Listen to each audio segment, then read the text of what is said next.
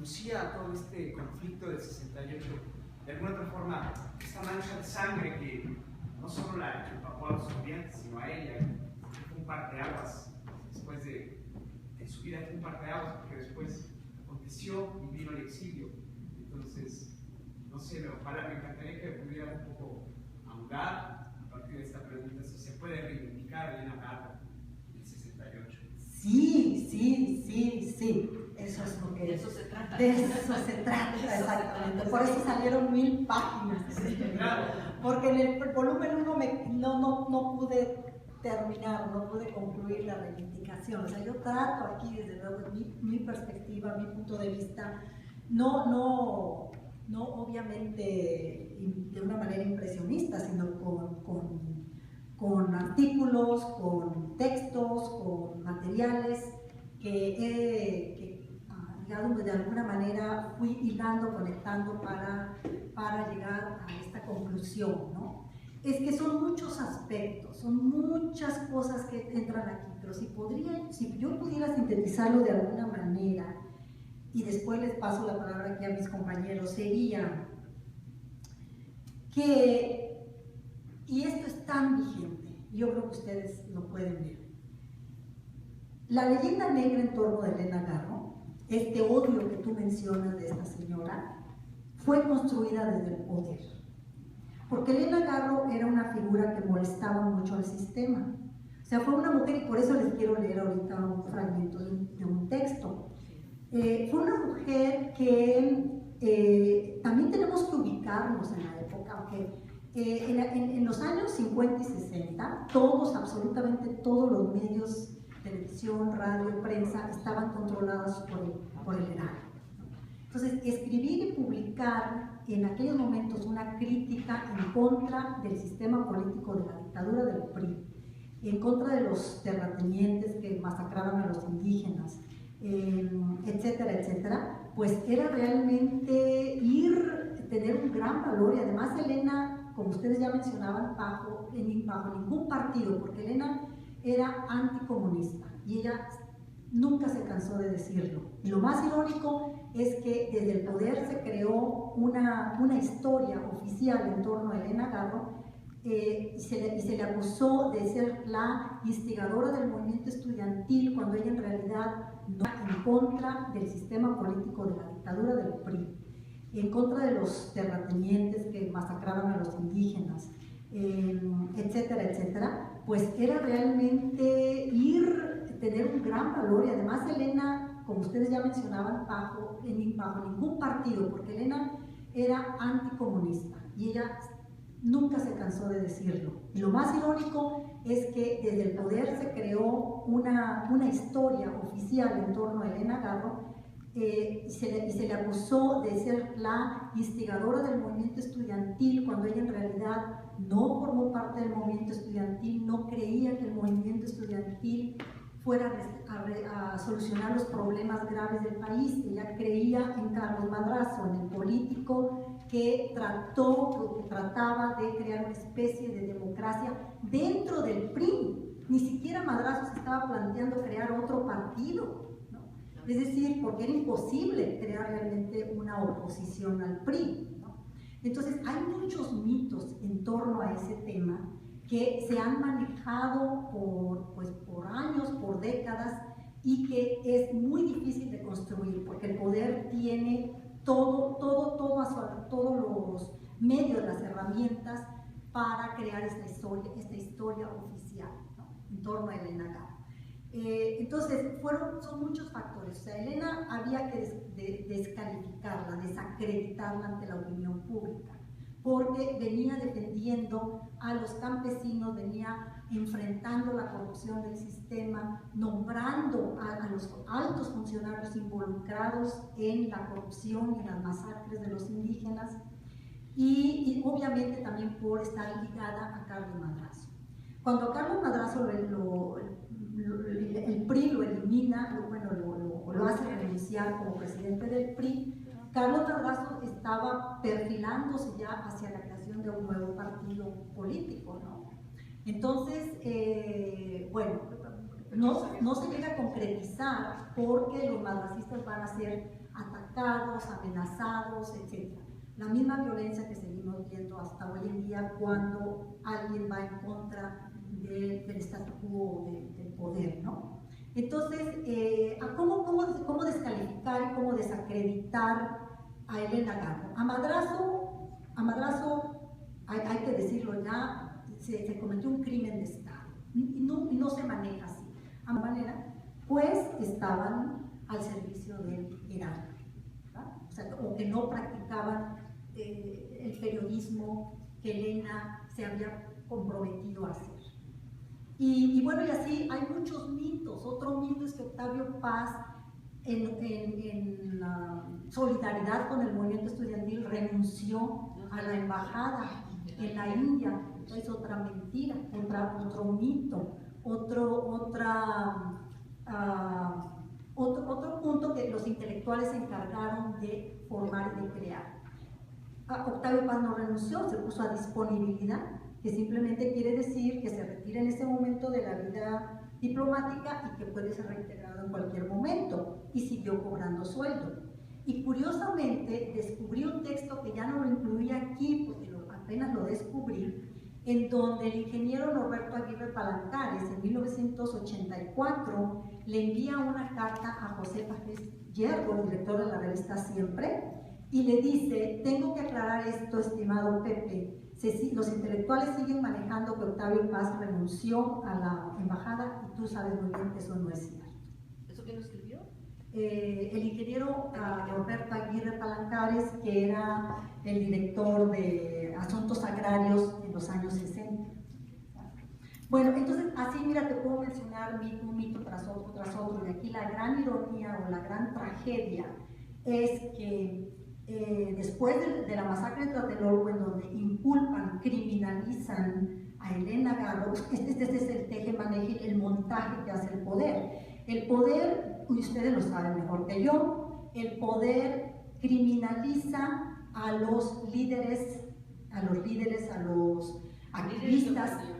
activistas políticos o sociales, los convierten en los criminales, o se merecen lo que les pasó, o ellos se lo buscaron, o Elena Garro porque es la soplona, para lavarse las manos de ellos, que son los verdaderos criminales, ¿no? Y esto es lo que sucedió en el caso de Elena Garro, no solo Elena Garro, Carlos Madrazo y todos los activistas de aquel momento.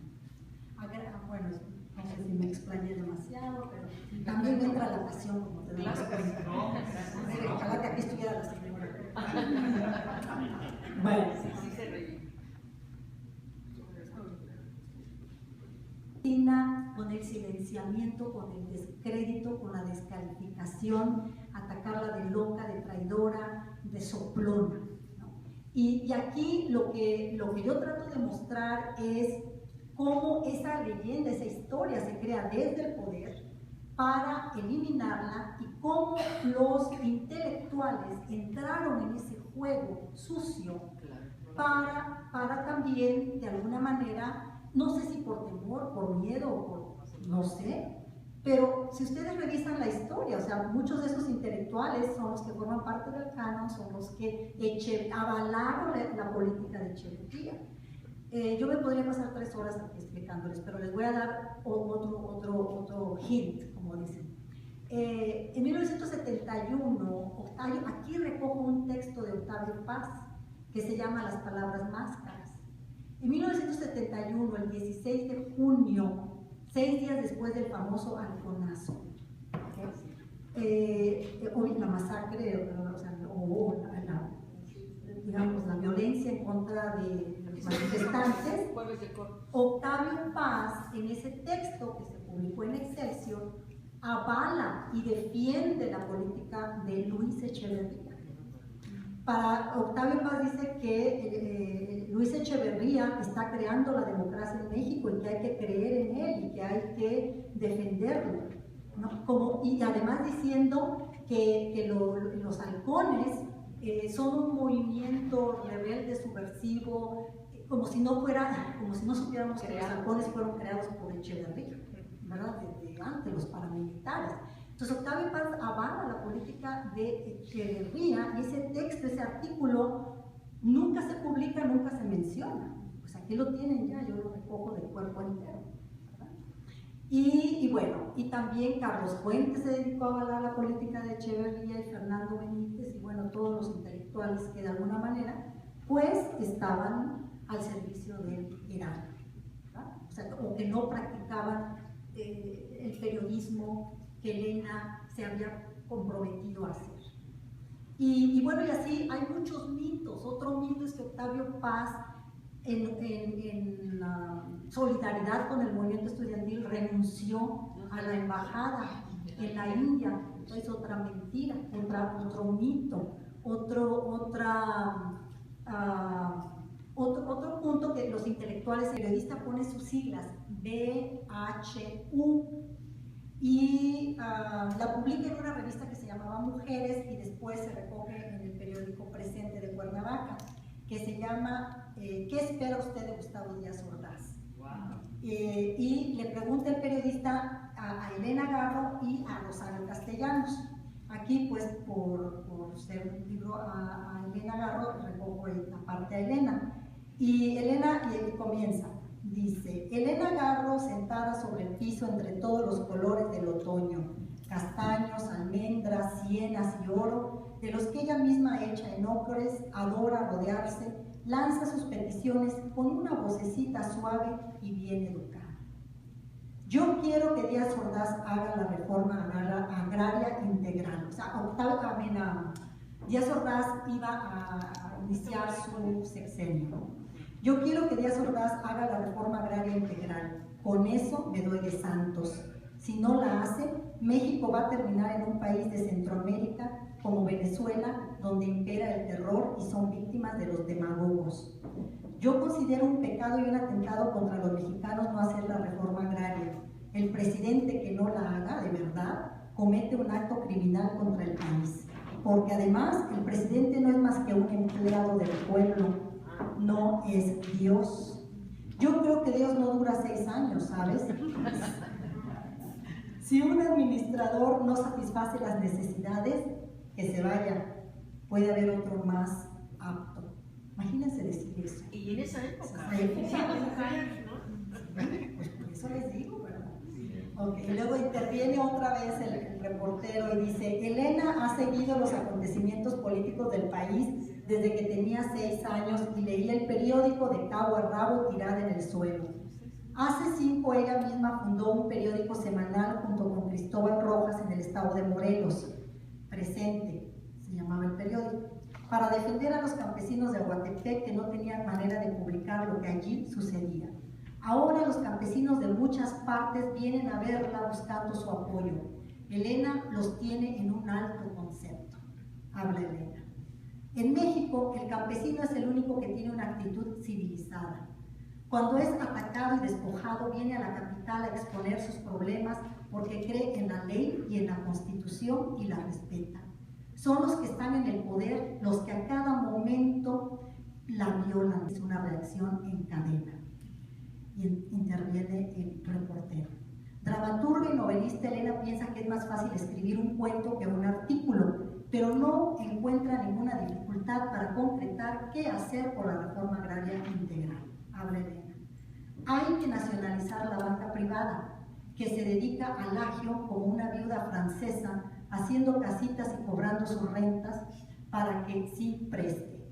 Los países capitalistas invertían en el campo de sus colonias y nosotros no invertimos para nosotros mismos. En cambio, los capitales se sacan del país. Hay que evitar esa fuga. Si ya lo dijo Kennedy muchas veces, la suma que da la Alianza para el Progreso es ridícula comparada con la fuga de los capitales. Y el periodista le pregunta: ¿qué es México para ti, Elena? Y Elena responde: México es un país extraordinario con un destino brillante, frustrado por una casta colonial de funcionarios. La historia de México se ha quedado inmóvil porque la psicología del funcionario es la misma desde la colonia. Hay que acabar con ella. Y la política, por ende, no es una política de ciudadanos, sino de colonos de nosotros mismos. Y el reportero le pregunta, ¿hay una cultura en México? Elena, la cultura en México es colonial, de adorno. No hemos producido más idea que la revolución. La función de la clase pensante, esto es lo que no se cansó de decir, la función de la clase pensante es hacer la crítica, y la crítica no se hace. Los intelectuales son escribanos de la colonia, dedicados a escribir laudos a los hombres de poder.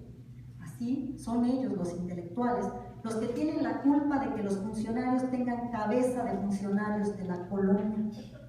Además, en México no hay marinos, no hay científicos, y sin ellos la verdadera cultura no es posible. No hay más que abogados, doctores y arquitectos, y los economistas que existen no sirven más que para justificar los robos de los fulanazos.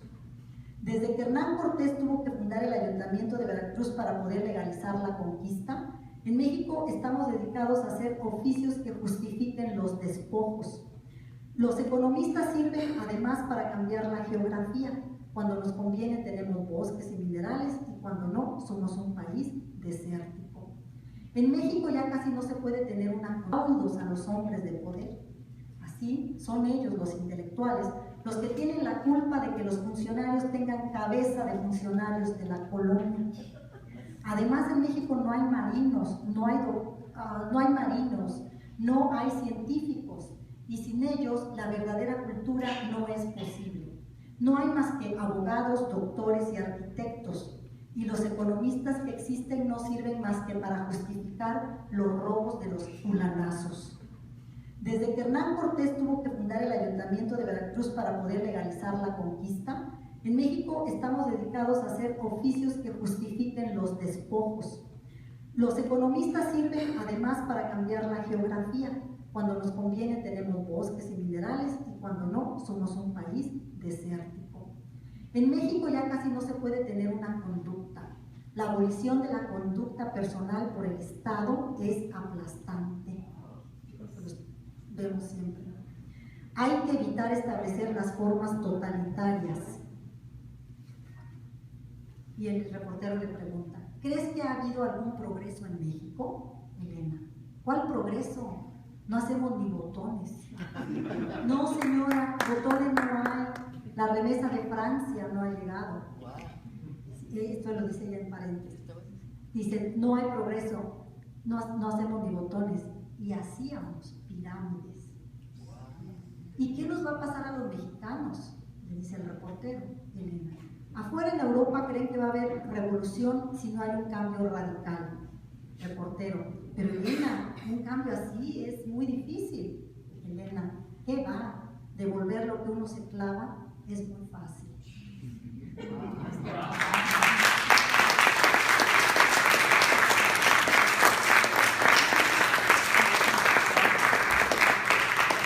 Es muchísimo mejor que uno esté casado o haga pareja con alguien que es parejo. Es decir, ella era una escritora casada con un escritor. Viene bien si realmente lo que destaca es la literatura de ella, simplemente lo que usted acaba de leer como entrevista. Al hablar, pues está el arte implícito del escritor, ¿verdad? El lenguaje que utiliza, los láser que es para escribir las cosas.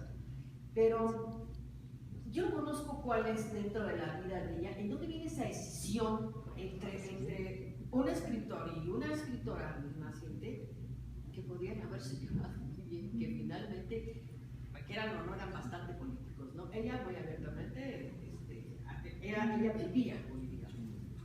Y él, pues, entre dejar correr o no su leyenda de que si renunció o no renunció al embajado, lo que sea, también, o de cuando hace su descripción de laberinto de la soledad y cosas así. Yo quiero preguntarles, también una pregunta que me hacías, compañera, ¿por qué se divorciaron?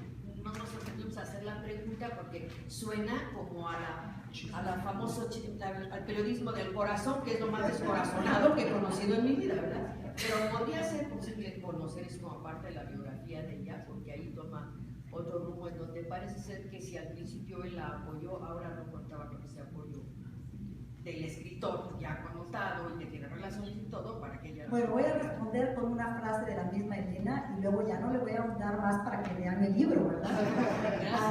Elena Garro dijo que, bueno, Elena Garro dice que ella y Octavio Paz son la pareja que nunca lo fue. No hay más poesía que esa frase de Elena Garro, y esa la dice en Testimonios sobre Mariana, su novela autobiográfica. Gracias. No sé si ustedes quieran decir algo más. Creo que Jesús también habló de la importancia de la obra que va a superar, que supera la parte de la biografía. Aunque definitivamente, claro, sí, no, la biografía es importante también, pero la obra es la que va a trascender. A ver. Por último, ¿cuántos años tardó en este proceso de la compilación de textos periodísticos? ¿Cuánto tiempo llevó de su quehacer?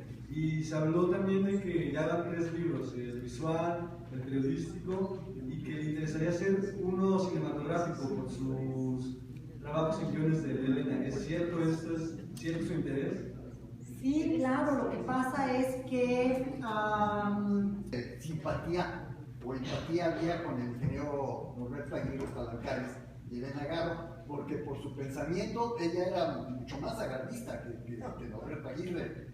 Sí, definitivamente. Fueron amigos y creo que el ingeniero Norberto Aguirre Palancares hizo muchas cosas a favor de los campesinos en aquel momento, hasta cierto punto, porque pues él como funcionario pues no podía ir más allá, ¿no? Por eso Elena es una figura que no va a pactar con nadie, ni con ningún gremio, ni con nadie, porque como dijo Jesús, Elena va a defender ante todo la libertad, o sea, no tener ataduras por ningún lado, para poder hacer el trabajo en el que ella creía. Maestra, ella a sí misma no se consideraba, digamos, intelectual, obviamente, ¿no? ¿Verdad? Es decir, no tenía ella una etiqueta para sí misma. Se consideraba periodista o escritora. Yo lo más que he leído descripción de ella misma, es que era solamente una partícula revoltosa. ¿De dónde sale eso? ¿Cómo se consideraba ella a sí misma? Que tal vez lo que preguntaba el joven. Si no estábamos intelectual, entonces ¿en qué área?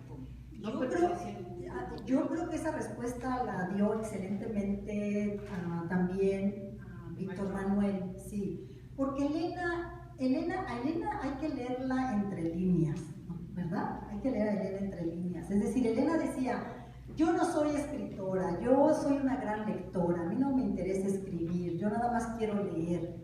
No es cierto, a Elena le interesaba mucho ser escritora, definitivamente, y ser una buena escritora. Elena jugaba de alguna manera, pues, a la humildad, vamos a decir, ¿no? De alguna manera, pero sí, en ella, y de hecho, René Avilés Favila dijo en una ocasión algo que me gusta mucho.